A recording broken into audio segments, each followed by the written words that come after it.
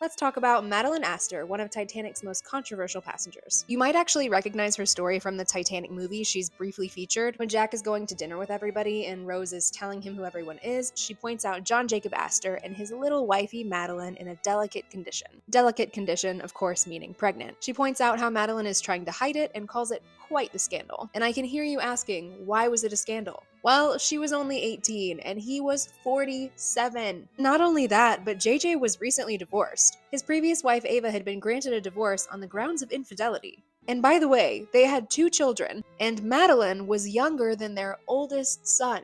Reportedly, JJ and Madeline first met in Bar Harbor. He saw her playing tennis with her sister and was really impressed, and later that day they played a doubles match. And the New York American reported that ever since then, the Colonel's devotion to the 18-year-old beauty has been constant and intense.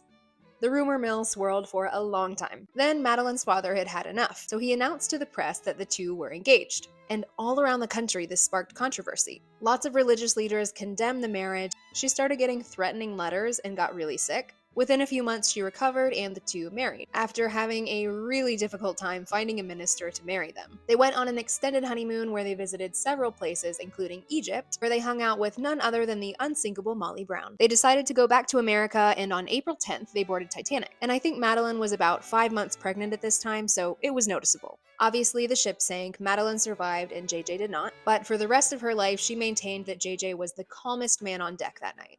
She later gave birth to her son, who was known as the Titanic baby. Now, in his will, JJ had left Madeline a really generous trust fund as well as use of his house on Fifth Avenue. But the terms of the will said that if she ever remarried, she would lose those things. And Madeline did remarry to her childhood friend, William Carl Dick. Several years later, they got divorced and she remarried once again to Enzo Fiermont. And 5 years later, they got divorced. Madeline tragically only lived to be 46. The official cause of her death was heart disease, and she was buried in Trinity Church Cemetery in a mausoleum with her mother.